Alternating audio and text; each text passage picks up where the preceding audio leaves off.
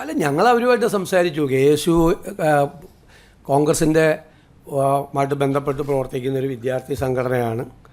അവരുമായിട്ട് ബന്ധപ്പെട്ട കാര്യങ്ങൾ അവർ വന്ന് സംസാരിച്ചു. അവർ പറയുന്ന പരാതികൾ ഞങ്ങൾ ശ്രദ്ധയോടുകൂടി കേട്ടു.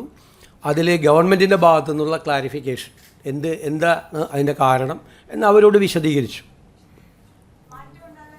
പിന്നെ നിങ്ങൾ പ്രചരണം നടത്തിയത് മുഖ്യമന്ത്രിയെ കാണാൻ അനുമതി കൊടുക്കുന്നില്ലെന്ന് ഒരു കാര്യം ഞാൻ വ്യക്തമാക്കാൻ ആഗ്രഹിക്കുന്നു.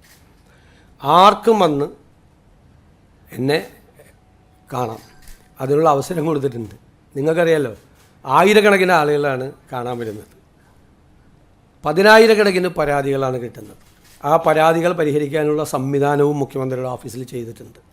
ആർക്കും വേണമെങ്കിൽ ഒരാൾക്കും എൻ്റെ ഓഫീസ് ഇതുവരെ അനുമതി നിഷേധിച്ചിട്ടില്ല.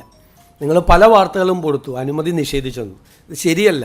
കാരണം ഒരു വ്യക്തിക്ക് കാണാൻ പറ്റാവുന്നതിൻ്റെയൊക്കെ അപ്പുറത്താണ് ആളുകളെ കാണുന്നത്. തീര സാധാരണക്കാരും പാവപ്പെട്ടവരുമായ ആളുകൾ കേരളത്തിൻ്റെ വിവിധ ഭാഗങ്ങളിൽ നിന്ന് വരികയാണ്. വിവിധ സംഘടനകളെ പ്രതിനിധാനം ചെയ്തുകൊണ്ടുള്ള ആളുകൾ വരികയാണ്. 10 വർഷത്തിന് ശേഷമുണ്ടായ ഒരു ഭരണമാറ്റവുമായി ബന്ധപ്പെട്ട് PSC പരീക്ഷയിലെ റാങ്ക് ലിസ്റ്റുമായി ബന്ധപ്പെട്ട ആളുകൾ, ആശ്രിത നിയമനത്തിന് വേണ്ടി വരുന്ന ആളുകൾ, ബാങ്ക് ജപ്തിയുമായി വരുന്ന ആളുകൾ ഉൾപ്പെടെയുള്ള ഏറ്റവും സാധാരണക്കാരും പാവപ്പെട്ടവരുമായ ആളുകളെ മുതൽ പ്രധാനപ്പെട്ട ആളുകളെ വരെ, ബാങ്കുകളുടെ പ്രതിനിധികൾ, സംഘടനകളുടെ പ്രതിനിധികൾ, കേരളത്തിൽ ഇൻവെസ്റ്റ്മെൻറ്റ് നടത്താൻ വേണ്ടി താല്പര്യമായിട്ട് വരുന്ന ആളുകൾ ഉൾപ്പെടെയുള്ള മുഴുവൻ ആളുകളെയും കാണുന്നുണ്ട്. ഞാൻ ആരെയും കാണുന്നില്ലെന്നോ എൻ്റെ ഓഫീസ് ആർക്കെങ്കിലും അനുമതി നിഷേധിച്ചെന്നോ നിങ്ങൾ ദയവ് ചെയ്ത് വാർത്ത കൊടുക്കരുത്. അത് തെറ്റാണ്. ഞാൻ അദ്ദേഹത്തെ കണ്ടില്ലല്ലോ. ഞാൻ മാത്രമല്ല, അവിടെ മാധ്യമങ്ങളുടെ മുമ്പിലാണ് ഞാൻ ഇറങ്ങി വന്നിട്ട് 2:50 തേവര കോളേജിൽ നിന്ന് ഇറങ്ങുന്നത്. 3 മണിക്ക് പ്രധാനമന്ത്രി പങ്കെടുക്കുന്ന മീറ്റിംഗാണ്, റെയിൽവേ സ്റ്റേഷനുകളുടെ ഉദ്ഘാടനം. 2:50 അവിടെ നിന്ന് സ്റ്റാർട്ട് ചെയ്താൽ 3 മണിക്ക് കൃത്യം എത്തുള്ളൂ. ഞാൻ ഏറ്റവും വേഗത്തിൽ, വളരെ വേഗത്തിൽ നടന്ന് വണ്ടിയിൽ കയറി അവിടെ എത്തുകയായിരുന്നു.